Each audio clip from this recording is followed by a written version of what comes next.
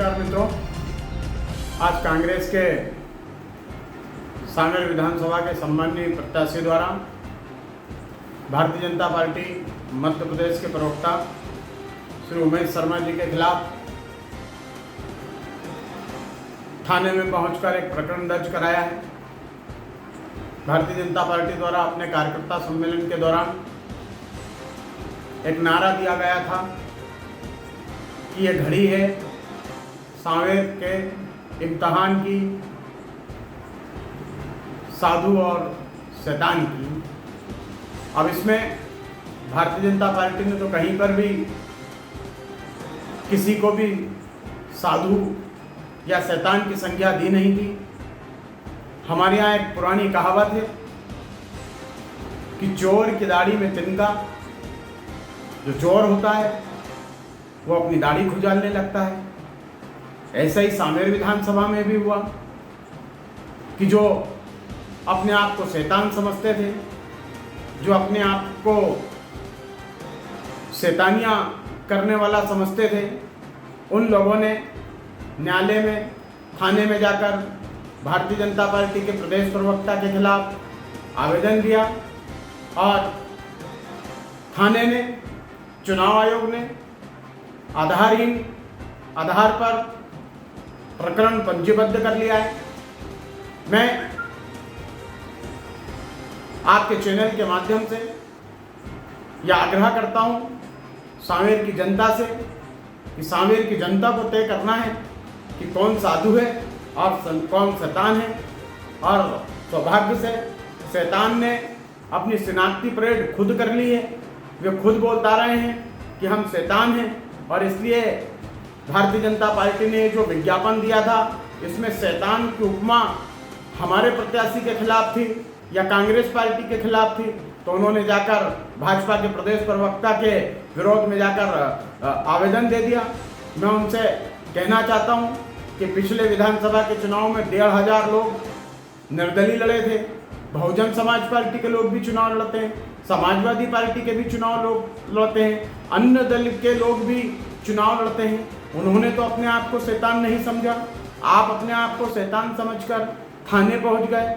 आप अपने आप को शैतान समझकर न्यायालय पहुंच रहे हैं। आप अपने आप को शैतान समझकर चुनाव आयोग पहुंच रहे हैं। आज चुनाव आयोग ने यह प्रकरण पंजीबद्ध किया है। कल आप चुनाव हारेंगे तो चुनाव आयोग के नाम पर ठिकरा फोड़ेंगे, उसके बाद आप ईवीएम मशीन का रोना रोएंगे। तो आप इन हथकंडों की बजाय आप सीधा सीधा चुनाव लड़िए। आप ये बताइए कि आपने 2 लाख रुपए किसानों का कर्जा क्यों नहीं माफ किया था।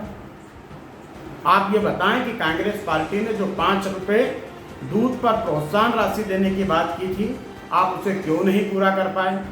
आप ये बताइए, जो आपने कहा था कि हम सप्ताह में 1 दिन पुलिस प्रशासन के लोगों को साप्ताहिक अवकाश देंगे, वो वचन आप पूरा क्यों नहीं कर पाए।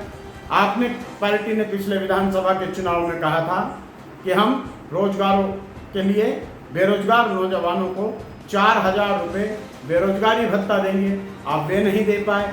आपने किसानों के नाम पर राजनीति करने की बजाय, मैं आपसे आग्रह करना चाहता हूं कि आप अपने आप को शैतान समझने की बजाय, आप अपनी शैतानियों को छुपाने की बजाय आप सीधे सीधे मुद्दे पर चुनाव लड़िए।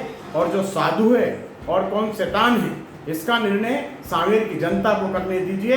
हमने तो सांवेर की जनता से कहा था कि ये घड़ी है इम्तहान की और पहचान करने की आवश्यकता है कि कौन है साधु और कौन है शैतान। अब जो शैतान है वे अपने आप को शैतान मान रहे हैं, हम तो अपने आप को साधु मानते हैं। इसलिए जनता की सेवा करते हैं, राम का नाम लेते हैं, राम का मंदिर बनाने की बात करते हैं, राष्ट्र की बात करते हैं, गंगा, गोजल और गोदान की बात करते हैं। इसलिए हो सकता है हम साधु हों, क्योंकि हम माटी की बात करते हैं, हम खेत खलियान की बात करते हैं, हम किसान की बात करते हैं, हम महिलाओं की बात करते हैं, हम कन्या विवाह की बात करते हैं, हम बेरोजगारों को रोजगार देने की बात करते हैं। इसलिए मेरा आपसे आग्रह है कि आप, विनम्रता पूर्वक मेरा आपसे आग्रह है कि कृपया ऐसे झूठे प्रकरणों की राजनीति करने के बजाय आप सीधे सीधे जनता के मुद्दे पर चुनाव लड़ें। यही आपसे आग्रह है। और एक बार फिर मैं कहना चाहता हूं कि साधु और शैतान में भारतीय जनता पार्टी ने नहीं कहा था कि कौन साधु है और कौन शैतान है।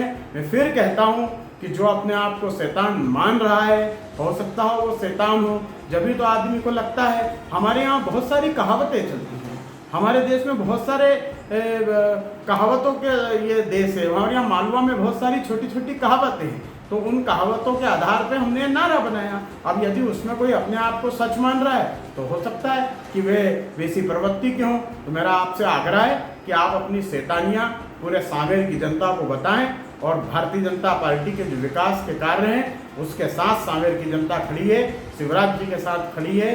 भारतीय जनता पार्टी जिंदाबाद, कमल का फूल जिंदाबाद।